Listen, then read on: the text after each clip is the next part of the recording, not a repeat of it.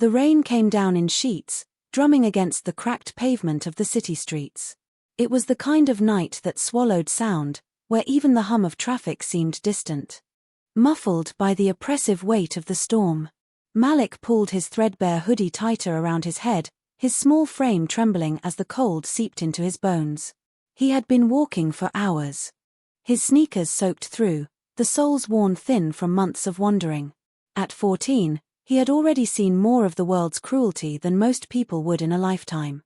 Malik's stomach growled. A sharp reminder of the hunger gnawing at him.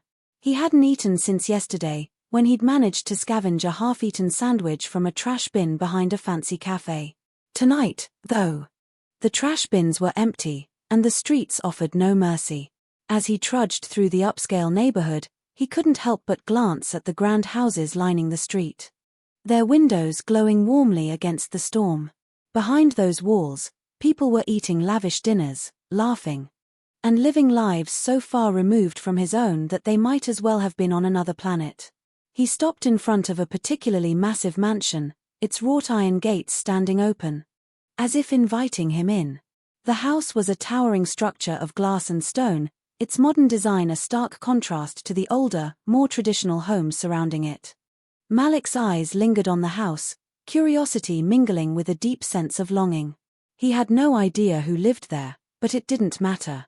To him, it was just another symbol of a world he would never be a part of.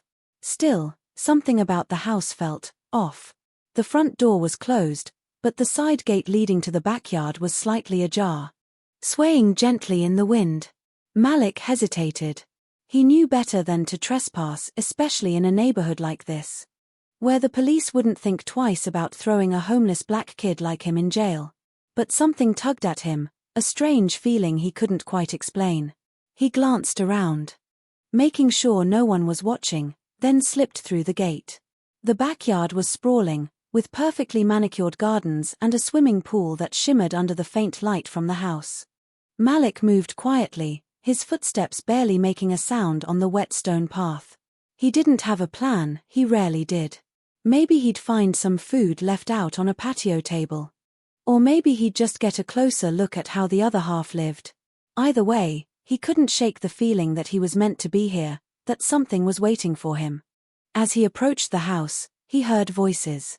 He froze, his heart pounding in his chest. The voices were muffled, coming from inside, but they were loud enough for him to catch snippets of the conversation.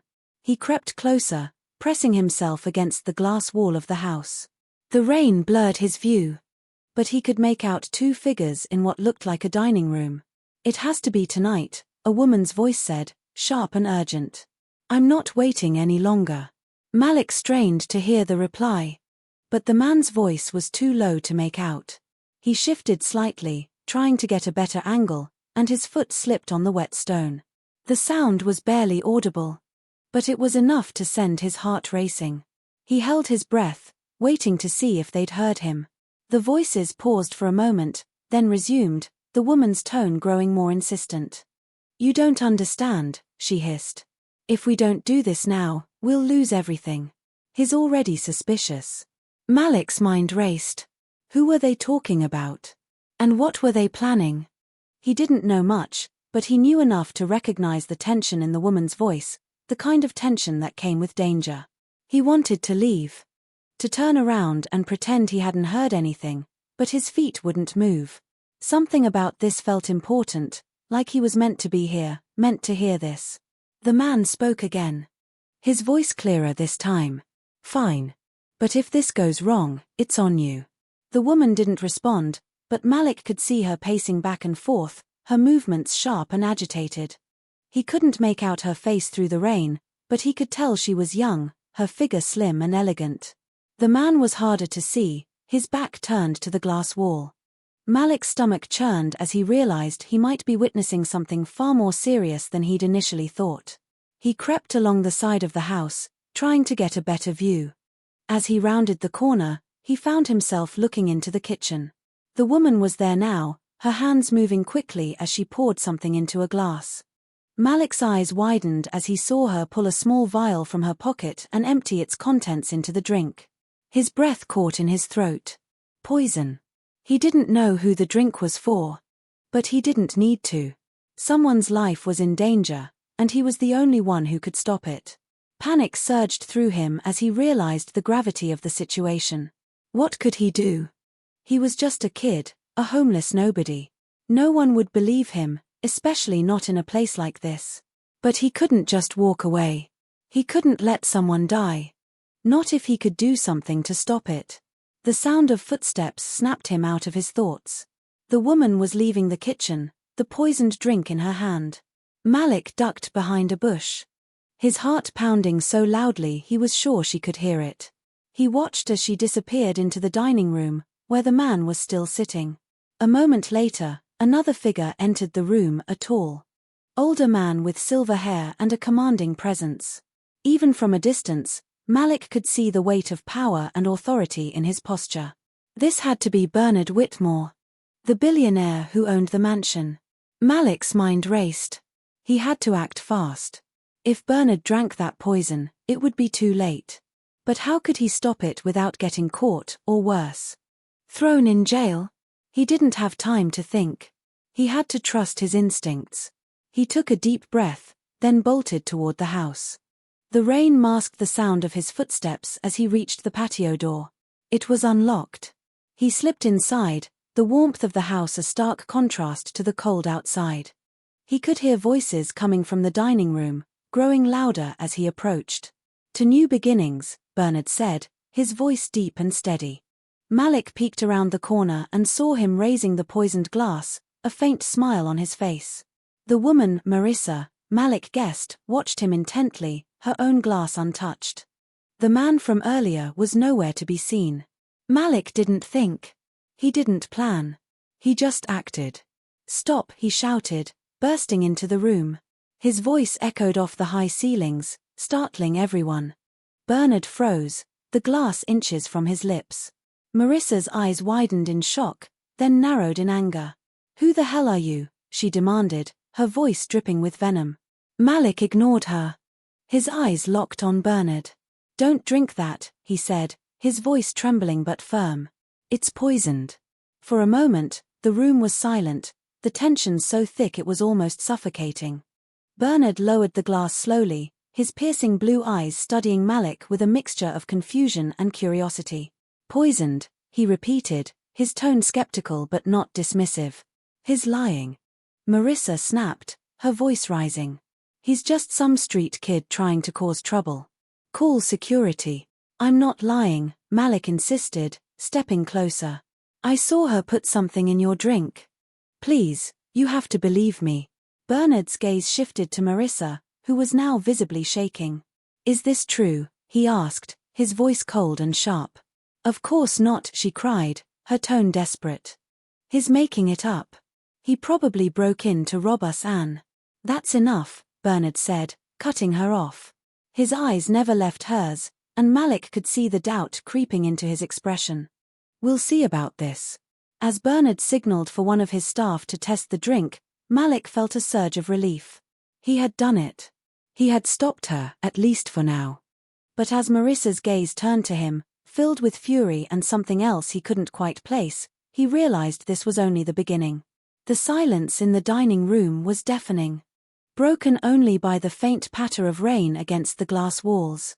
Malik stood frozen, his chest heaving as he tried to catch his breath. His soaked hoodie clung to his small frame, and his wide eyes darted nervously between Bernard and Marissa. The billionaire's sharp, calculating gaze lingered on the boy, while Marissa's face twisted into a mask of fury and panic. "Test it," Bernard ordered, his voice low but commanding. He handed the glass to a butler, who had appeared silently at the door. The man hesitated for only a moment before nodding and retreating toward the kitchen.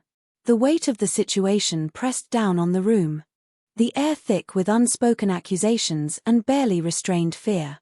Marissa's composure was beginning to crack. "This is ridiculous," she said, her voice trembling as she turned to Bernard. "You're really going to take the word of some filthy street kid over your own wife? He's obviously lying. Probably trying to blackmail us or—" "Enough." Bernard's single word cut through her protests like a knife. His eyes never left Malik, who stood trembling but defiant. "You," he said, addressing the boy, "what's your name?" Malik." He stammered, his voice barely above a whisper. He could feel Marissa's glare burning into him, but he forced himself to meet Bernard's gaze. I heard them talking. Her and some other guy. They were planning to poison you. I saw her put something in the drink." Bernard leaned back in his chair, his expression unreadable. "And what were you doing here in the first place, Malik?" "Trespassing on my property." Malik swallowed hard. I didn't mean to. I was just looking for food. But then I heard them, and I knew I had to do something." Marissa let out a sharp laugh. The sound brittle and forced. "This is absurd. He's making it all up. Bernard, you can't seriously be entertaining this nonsense." Before Bernard could respond, the butler returned, holding the glass with a pair of gloves. His face was pale, his hands trembling slightly as he set it down on the table. "Sir," he said, his voice tight, "there's something in the drink. I'm not sure what, but it's not normal." The room seemed to tilt. Bernard's expression darkened, his jaw tightening as he turned to Marissa. "Explain," he demanded, his voice cold as steel. Marissa's face drained of color. I don't know what's going on," she stammered, her earlier confidence evaporating. "Someone must have tampered with it. I would never." "Liar." Malik's voice rang out, surprising even himself with its intensity. "I saw you. You poured something into the glass. You were going to kill him." "Shut up," Marissa shrieked, her carefully crafted facade shattering. She turned to Bernard, her eyes wild. "Can't you see what's happening? This little thug is trying to frame me. You can't believe him over me." Bernard stood slowly, his imposing frame towering over both Malik and Marissa. "Malik," he said, his tone softer now, "you said you heard them talking. Who was the other person?" Malik hesitated, his mind flashing back to the muffled voices he'd overheard. "I don't know his name," he admitted. "But it was a man." He sounded nervous, like he didn't want to go through with it. Bernard's eyes narrowed. "And you're certain it was Marissa you saw in the kitchen?" "Yes," Malik said firmly. "I saw her pour something into the drink with my own eyes." Marissa let out a strangled laugh, her hands shaking. "This is insane. Bernard, you know me. You know I would never." "Do I?" Bernard's voice was quiet, but the words hit like a thunderclap. He stepped closer to her, his piercing blue eyes searching hers. "Because right now, I'm starting to wonder if I ever did." Marissa's lips quivered, but before she could respond, Bernard turned to the butler. "Call the police," he said. "And lock her in the study until they arrive." "What?" Marissa's voice rose to a shrill pitch, panic overtaking her. "You can't do this. I'm your wife." "Not anymore," Bernard said coldly. He gestured to two other staff members who had appeared in the doorway, their expressions grim. "Take her." The staff hesitated, clearly uncomfortable, but a sharp look from Bernard spurred them into action. They moved toward Marissa, who backed away, her panic morphing into desperation. "You'll regret this, Bernard," she screamed as they dragged her from the room. "You'll regret ever doubting me." The door slammed shut behind her, leaving Bernard and Malik alone. The silence that followed was heavy, broken only by the distant sound of Marissa's muffled protests. Malik shifted nervously, unsure of what to do or say. He had done what he came to do, he had saved Bernard's life. But now, standing in the opulent dining room, he felt more out of place than ever. "Sit," Bernard said, gesturing to a chair. His voice was calm now, but there was an edge to it. A tension that hadn't fully dissipated. Malik hesitated, then obeyed, sinking into the chair across from Bernard. The billionaire studied him for a long moment, his sharp eyes taking in every detail, the tattered hoodie, the too-thin frame, the wary expression. "You saved my life," Bernard said finally. "Why?" Malik blinked, caught off guard by the question. Because it was the right thing to do," he said, his voice barely above a whisper. Bernard raised an eyebrow. "The right thing to do? Most people in your position would have walked away. Or worse, used what they overheard to blackmail me." But you risked everything to warn me. Why? Malik looked down at his hands, his fingers fidgeting nervously. I don't know, he admitted. I guess I just couldn't let it happen. I've seen enough bad things in my life. I didn't want to see another. Bernard leaned back in his chair, his expression softening slightly. Where are your parents? He asked. Malik's shoulders tensed. Gone, he said shortly. It's just me. Bernard nodded slowly, as if piecing together a puzzle. And where do you live? Nowhere. Malik said, his voice tight. I get by. The billionaire was silent for a moment, his gaze thoughtful. Well, Malik, he said finally, you may have just saved my life. And I owe you for that. You don't owe me anything, Malik said quickly, his tone defensive. He didn't want pity, especially not from someone like Bernard. I just did what anyone would have done. Bernard chuckled. A low, humorless sound. Trust me, Malik.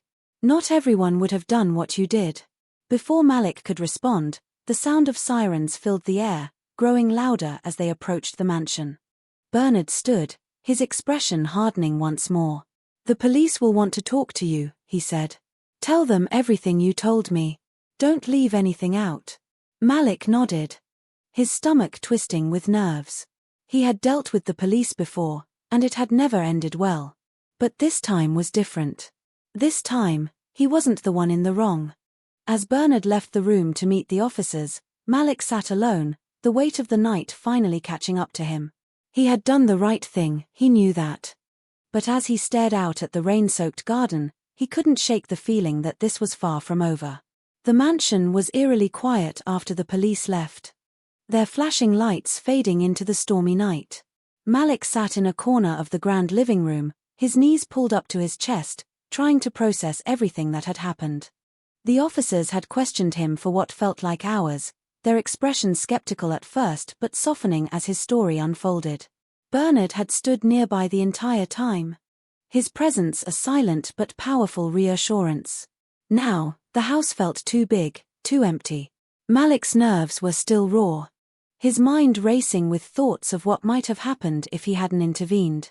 He glanced around the room, his eyes landing on Bernard, who was seated in a leather armchair by the fireplace. The billionaire looked tired, his usual composed demeanor fraying at the edges. A tumbler of whiskey sat untouched on the table beside him, the amber liquid catching the flickering light of the fire. You did well tonight, Bernard said suddenly, his voice breaking the silence. He didn't look at Malik, his gaze fixed on the dancing flames.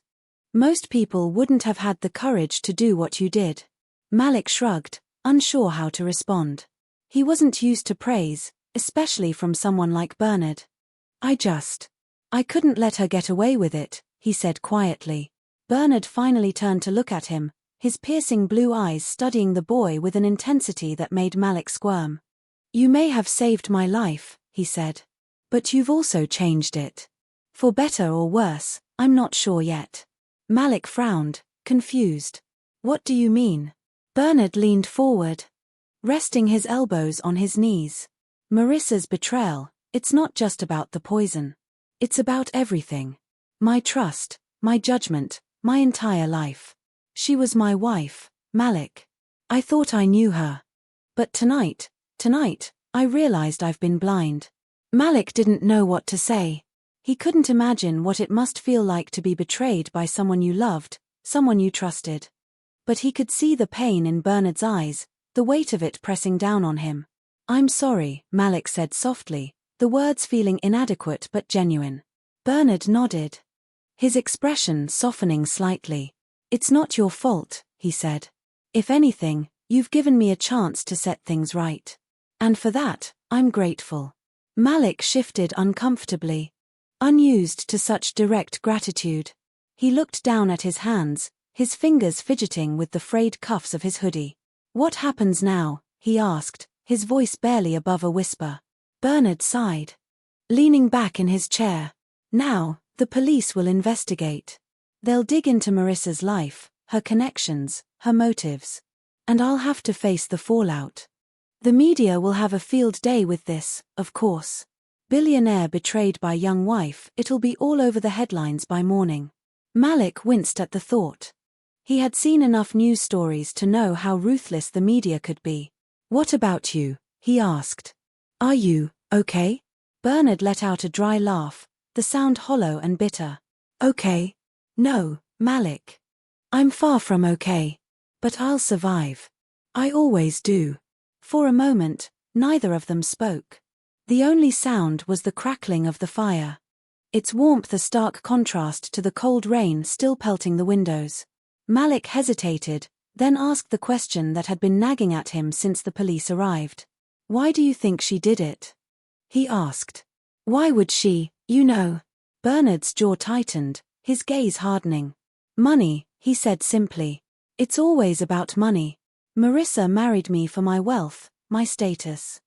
I was too blind to see it at the time, but looking back, the signs were there. The late-night phone calls, the sudden interest in my will, the way she avoided talking about the future. She never loved me. Not really. Malik felt a pang of sympathy for the man. For all his wealth and power, Bernard seemed profoundly lonely. A man surrounded by people but truly connected to none of them. Malik knew that feeling all too well. Before he could respond, Bernard stood abruptly, his movements sharp and deliberate. Come with me, he said, his tone leaving no room for argument. Malik hesitated, then scrambled to his feet, following Bernard out of the living room and down a long hallway. The mansion was even more intimidating at night, its vast corridors and high ceilings making Malik feel small and insignificant. Bernard led him to a study. Its walls lined with bookshelves and its centerpiece a massive oak desk. Sit, Bernard said, gesturing to a chair. Malik obeyed, his nerves prickling as Bernard opened a drawer and pulled out a file. He placed it on the desk and slid it toward Malik. What's this? Malik asked, eyeing the file warily. Marissa's background check, Bernard said. I had it done before we got married. I thought it was thorough, but clearly, I missed something. I want you to look at it. Malik blinked, taken aback. Me? Why? Because you see things I don't, Bernard said simply.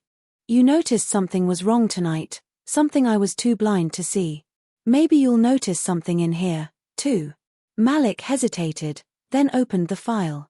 It was filled with documents, financial records, employment history, even photos. As he flipped through the pages, he felt a growing sense of unease. Marissa's life seemed perfect on the surface. But there were cracks, small inconsistencies that didn't add up. She worked as a waitress before she met you? Malik asked, frowning at one of the documents. Bernard nodded. That's what she told me. Malik's eyes narrowed. But look at this. He pointed to a bank statement showing a large deposit made just weeks before Marissa met Bernard. Where did this money come from? Waitresses don't make this kind of cash. Bernard leaned over the desk, his expression darkening as he examined the statement. I never noticed that before, he admitted.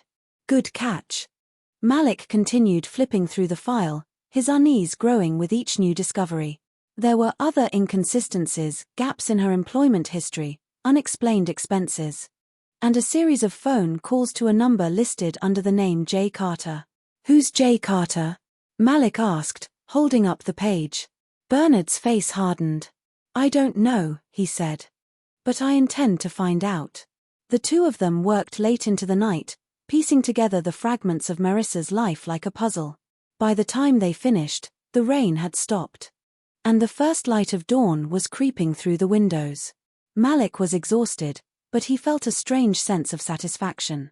For the first time in a long time. He felt like he was part of something bigger than himself.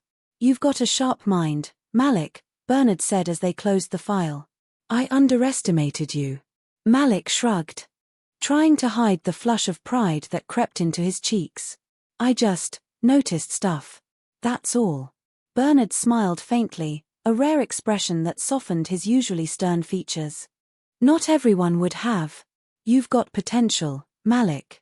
Don't waste it. Malik didn't know how to respond. He wasn't used to people believing in him, let alone someone like Bernard. But as he looked at the billionaire, he felt a flicker of something he hadn't felt in a long time: hope. The morning sun streamed through the mansion's towering windows, casting long shadows across the polished marble floors. Malik sat at the kitchen counter, a steaming plate of eggs and toast in front of him. It was the first proper meal he'd had in days. But his appetite was muted. His mind was still reeling from the discoveries of the night before, the bank deposit, the mysterious Jay Carter, and the realization that Marissa's betrayal ran far deeper than either he or Bernard had initially thought. Bernard entered the kitchen, his phone pressed to his ear. He was dressed sharply, his tailored suit immaculate despite the sleepless night. His voice was low and clipped as he spoke, the words too quiet for Malik to make out. When he finally hung up, he turned to Malik, his expression grim. "That was my private investigator," Bernard said, pouring himself a cup of coffee. "He traced the number we found in Marissa's file. It belongs to a man named James Carter, a known con artist and suspected criminal. He's been linked to several scams targeting wealthy individuals." Malik frowned, pushing his plate aside. So Marissa was working with him? What were they planning? Bernard took a sip of his coffee, his jaw tightening. "It's hard to say. But the deposit in her account suggests she was already involved in something shady before she met me. Carter might have been using her to get close to me." Malik's stomach churned. The idea that Marissa's entire relationship with Bernard had been a calculated scheme made his skin crawl. "What do we do now?" he asked. Bernard set his coffee down, his eyes meeting Malik's. "We find Carter. If he's the one pulling the strings, he'll know more about Marissa's motives and whether there's anyone else involved." Malik hesitated. "And what happens to me? I mean, I don't really belong here." Bernard studied him for a moment, his expression softening. "You belong here more than you think," he said. "You've already proven yourself more trustworthy than most of the people in my life. And besides," he paused, as if choosing his words carefully, "I owe you. If you hadn't been there last night, I might not be standing here now." Malik didn't know how to respond. He wasn't used to people offering him kindness, let alone someone like Bernard. But before he could say anything, Bernard's phone buzzed on the counter. He glanced at the screen, his expression darkening. "It's the investigator again," he said, answering the call. "What do you have for me?" Malik watched as Bernard's face hardened, his posture stiffening. Whatever the investigator was saying, it wasn't good. When Bernard finally hung up, he turned to Malik, his eyes blazing with determination. "Carter's in the city," he said. "He's been spotted at a nightclub downtown. I'm going to confront him." Malik's eyes widened. "You're just going to walk up to him? What if it's dangerous?" Bernard smirked, though there was no humor in it. "I didn't get to where I am by avoiding danger," he said. "But I'm not going alone. I'll have security with me." Malik hesitated, then blurted out, "I want to come with you." Bernard raised an eyebrow. "Absolutely not. It's too risky." "But I can help," Malik insisted. "I've been on the streets. I know how to deal with people like Carter. And besides, you said it yourself, I notice things. What if I see something your security doesn't?" Bernard frowned, clearly torn. After a long moment, he sighed. "Fine," he said. "But you stay close to me. If anything goes wrong, you get out of there." "Understood." Malik nodded, his heart pounding. This was his chance to prove himself, to show Bernard that he wasn't just some kid who stumbled into his life by accident. The nightclub was a far cry from the opulence of Bernard's mansion. Its neon lights flickered erratically, and the thumping bass of the music could be felt even from outside. Bernard's black SUV pulled up to the curb, and Malik climbed out, his nerves jangling. He glanced at Bernard, who looked as calm and composed as ever, though his eyes betrayed a steely focus.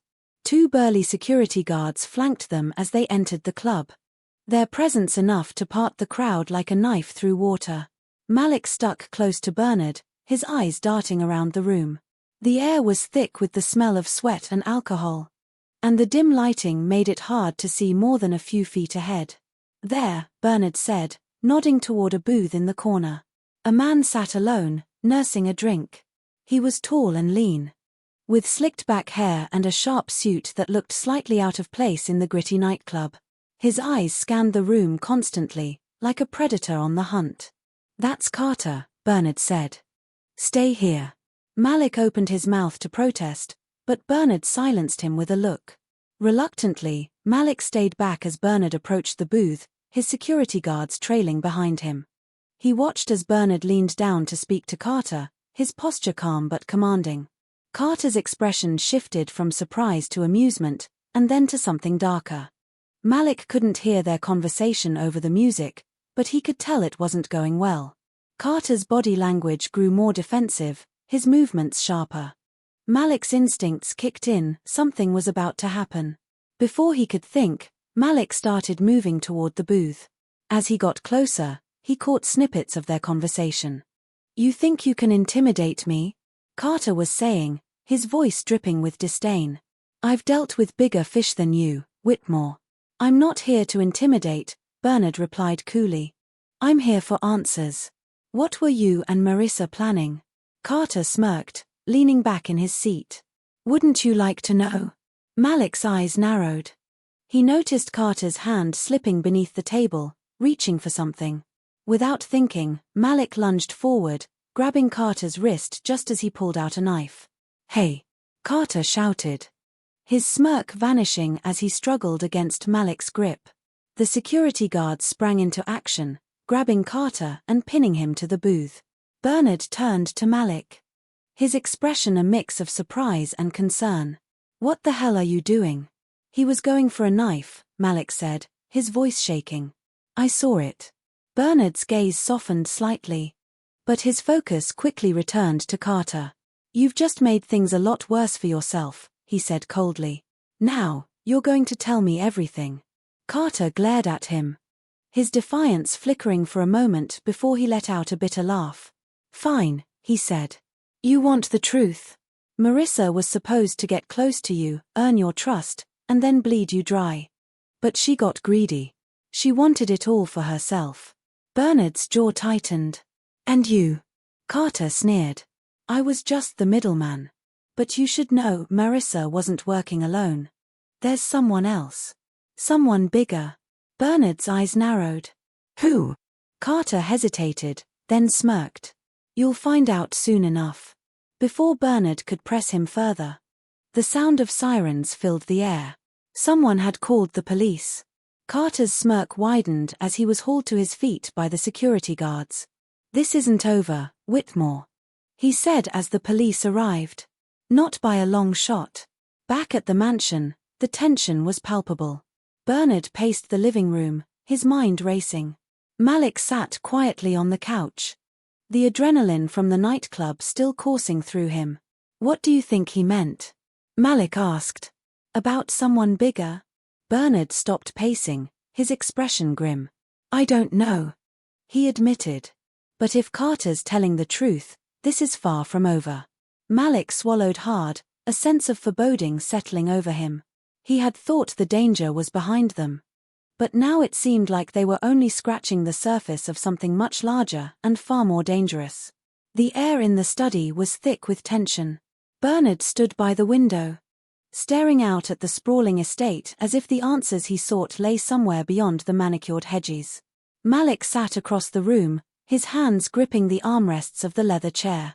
He had never seen Bernard like this, so still, so quiet. It was unsettling.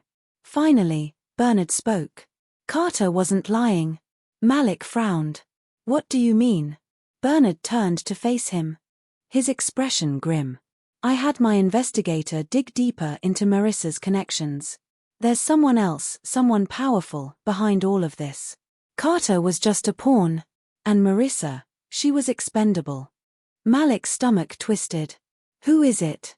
Bernard walked to his desk, picking up a folder and tossing it onto the table in front of Malik.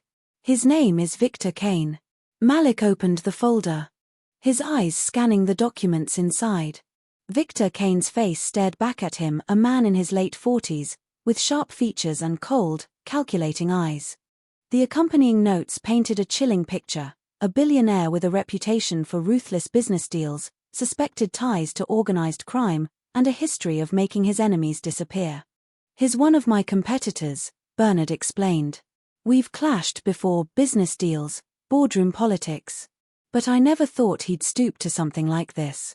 Malik looked up, his heart pounding. "You think he's the one who sent Marissa after you?" Bernard nodded. "It makes sense.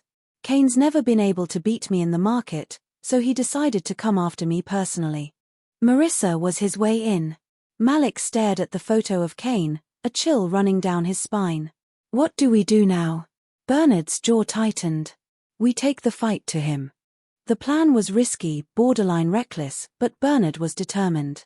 He had spent years building his empire, and he wasn't about to let Victor Kane tear it down. With Malik by his side, he began piecing together a strategy to expose Kane's crimes and bring him down once and for all. For the next few days, the mansion buzzed with activity. Bernard's team worked tirelessly, gathering evidence, tracing financial transactions, and uncovering Kane's network of associates. Malik watched in awe as Bernard orchestrated the operation with precision, his sharp mind and unyielding determination on full display. But the closer they got to the truth, the more dangerous things became. It started with the phone calls, silent at first, then filled with static and faint, distorted voices. Then came the cars parked outside the mansion, their occupants watching from the shadows. Bernard's security team was on high alert. But the sense of unease was impossible to shake. One night, Malik woke to the sound of glass shattering. Heart pounding, he crept out of his room and down the hall, clutching a heavy candlestick he had grabbed from a table. He found Bernard in the living room, standing over a broken window. A rock lay on the floor, a piece of paper tied to it with string.